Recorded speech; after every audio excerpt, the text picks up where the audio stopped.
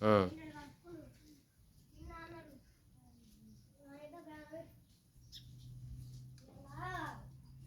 ఆ, అయితే నాకు ఇచ్చేది నీకు గుర్తే. ఇక నేను నిన్నేం అడిగేది, నన్ను మంచి ఉంచుకో, నీ సేవ చేస్తాను, నీ భక్తిలో మునిగిపోయేటందుకు, నీ సన్నిధానం చేరేటందుకు. అంతే, ఇక నేను కోరుకునేది ఏం లేదు. ఇక ఉమ్, నన్ను మంచిగా ఉంచుకుంటే నీ నామస్మరణం ఉచ్చాటన చేస్తా. ఉమ్. ఇంకేం కోరుకోవాలని?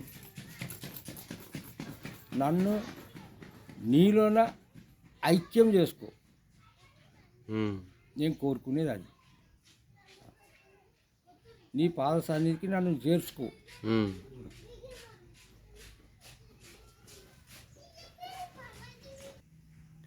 అయితే మనము ఈరోజు శంకరన్న దగ్గరికి వచ్చినాము. శంకరన్న కొన్ని ఏండ్ల పాటు గుడికి సేవ చేస్తుండు. అంటే మన భజన మండలి సందర్భంగా భజన మండలిలో కొన్ని ఏండ్ల పాటు చేస్తూనే ఉండు. ఇటువంటి వాళ్ళకు కొద్దిగా పింఛన్ రావాలని కోరుతున్నాను. కొద్దిగా మెరుగిన సహకరించాలని కోరుతున్నాను.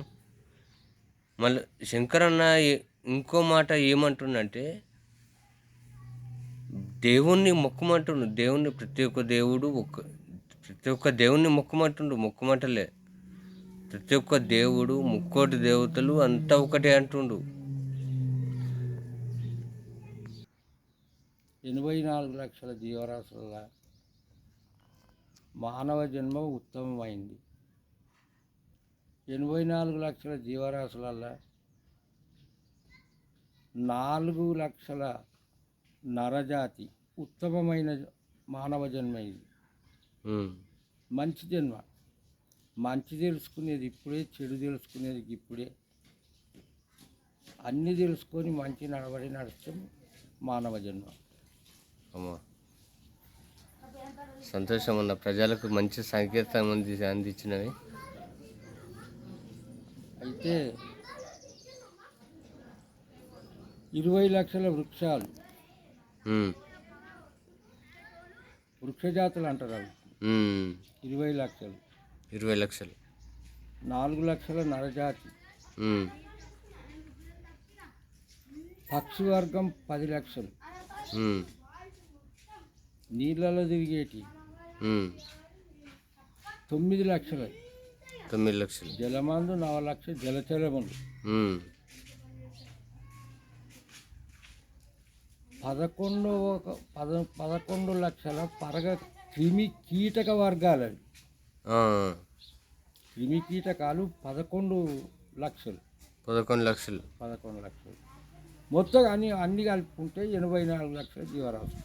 మొత్తం కలుపుకుంటే మానవ జీవితాలతో అన్ని కలుపుకుంటే 84 లక్షలు. అయితే అందులో ప్రథమమైనది ఏది? మన మానవ జన్మ. ఈ జన్మలో మనం మంచి తెలుసుకునేది, చెడు తెలుసుకునేది. కానీ కాకపోతే ఒకటి ఏంటంటే, చెడును విడిచిపెట్టు, మంచిని పట్టు. పట్టి మంచి నడక నేర్చుకో. ఎప్పటికీ భగవంతుని ధ్యానం చేసేటటువంటి బుద్ధిని ఆ భగవంతుని ప్రసాదించమని కోరడమే మన ధర్మం. జన్మకు మూలము కర్మయ బీజం. అంటే మనం ఈ జన్మెత్తినాము, గత జన్మలో ఏ జన్మంలో ఉన్నామో మనకు తెలియదు. ఆ జన్మం మూలంగానే ఈ జన్మం వచ్చింది. ఈ జన్మం పోయినాక ఏ జన్మం ఉంటామో మనకు తెలియదు. అన్నీ తెలిసిన జన్మనే ఈ మానవ జన్మ. మానవ జన్మ ఉన్నప్పుడే మనం మంచి చెడు తెలుసుకోవాలి. తెలుసుకొని చెడును విడిచిపెట్టి మంచి మార్గంలో నడవాలి. అప్పుడు భగవంతుడు మనకు సహకరిస్తాడు. ఇప్పుడు ఎన్నేళ్ళు అవుతుంది భజన? పుట్టుకనే అందులో బిడ్డ. పుట్టుకతోనే అందులో నేను చదువుకునే రోజులలో కొడుక భజన అవుతుందంటే వెళ్ళిపోతుంది. నా కాళ్ళు నిలబడకపో అప్పటికి. నేను అంటున్నా కదా, నా జీవితమే అందులో గడిచిపోతుంది. అదే ఆ.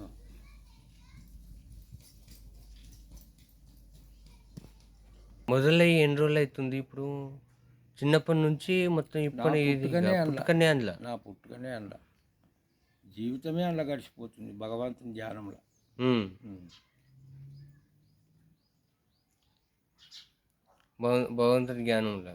భగవంతుని ధ్యానంలో జీవితం గడిచిపోతుంది. ఇప్పటికి నాకు 74 తర్వాత ఈ జనవరి వస్తే 74 75 పడతాయి.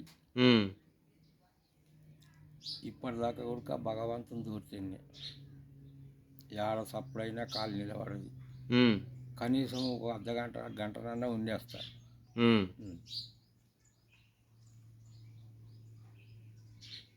అక్షరాల నిజం ఇది. మరి ఇప్పుడు నీకు ఏమన్నా పింఛని ఏమన్నా ఎంత వస్తుంది నెలకు? ఇట్లా ఏం లేదు నాయన, పింఛన్ లేదు, ఏం లేదు, ఎక్కడ లేదు. అంటే మీ భజన మండలి నుంచి ఏమన్నా భజన మండలి ఇట్లా పెట్టుకుర్రా, ఇట్లా పింఛన మాకు పింఛని కావాలి అని ఇట్లా?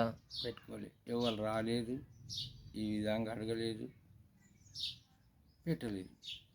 ఇప్పుడు నువ్వు 70 ఇప్పుడు ఎన్ని ఏళ్ళు ఉన్నట్టున్నావు? 74 సంవత్సరాలు. ఈ జనవరి వెళ్తే 74 75 పడతాయి. ఇప్పుడు 60 ఏళ్ళ వాళ్ళకి పింఛన్ వస్తుంది. ఇప్పుడు నువ్వు 74 ఏళ్ళకు ఇప్పుడు నువ్వు పుట్టుకతో చిన్నప్పటి నుంచే నీ బుద్ధి తెలిసినప్పటి నుంచి నువ్వు భజన కార్యక్రమంలో పాల్గొన్నావు. అటువంటప్పుడు నీకు పింఛన్ రావాలి మరి ఇట్లా? లేదు నాయన, పింఛన్ సంగతి తెలియదు. తెలియదు. ఎవరు ఇట్లా రాయించుకున్నావా అట్లా ఇట్లా అని ఎవరని ఇవ్వాలని లేదు, నాకు కూడా తెలియదు. ఇది ఒకప్పుడు అన్నారు, అన్నారా? వస్తుందట వస్తుందట వస్తుందా అట అనే మాటనే అన్నారు, కానీ మరి నాకు ఇచ్చిండ్రు ఈయన గిడ తీసుకున్నా అనే మాట ఇవ్వాలని లేదు, నేను కూడా వినలేదు. అదే సరే, ఓకేనే. మనతో పాటు ఉన్న శంకరన్న చిన్నప్పటి నుంచి భజన కార్యక్రమంలో పాల్గొన్నాడు. శంకరన్న మాలజంగం శంకరన్న ఇంచుమించు ఇప్పటికీ 74 సంవత్సరాలు అవుతుంది. ఇటువంటి వాళ్ళకు పింఛన్ ఇస్తే కొద్దిగా వాళ్ళకిన ఆసరం ఉంటుంది కదా. ఇప్పుడు వేరే పింఛన్ ఏదైనా వస్తుందా? పింఛన్ కూడా లేదు బిడ్డ, వేరే పింఛన్, వృద్ధాప్య పింఛన్ కూడా లేదు. వృద్ధాప్య పింఛన్ లేదు. చూసారా ఫ్రెండ్స్, ఇలాంటి వాళ్ళకు ఇక మీకే తెలవాలి ఎలా చెప్తారో ఎలా చేస్తారో. మీరు ఈయన షేర్ చేయండి. నేను పెడుతున్నాను, నేను లైవ్లో పెడుతున్నాను, మీరు షేర్ చేయండి. ఇటువంటి వాళ్ళకు భక్తుని ప్రతి శనివారము ఇట్లా భజన మండలికి పోతుండ్రు. ఇప్పుడు 70 ఏళ్ళకులే పోతుండ్రు. 70 ఏళ్ళు అంటే ఇప్పుడు ఒక 10 ఏళ్ళకు ఒక 5 ఏళ్ళకు బుద్ధి వస్తే అప్పటికి చిన్న వయసులో ఉన్నప్పుడే, అంటే ఆల్రెడీ ప్రతి ఒక్క దాంట్లో నీలమైపోయిండు. ఇటువంటి వాళ్ళకు కంపల్సరీ పింఛన్ భజన మండలి తరపున కాకున్నా కానీ వృద్ధాప్య పింఛన్ అన్న రావాలి. అటువంటిది వృద్ధాప్య పింఛన్ అసలే అంటే ఎలా ఫ్రెండ్స్? కొద్దిగా అందరికీ అందేలాగా షేర్ చేయండి ఫ్రెండ్స్. ఓకేనా ఫ్రెండ్స్? బాబాయ్.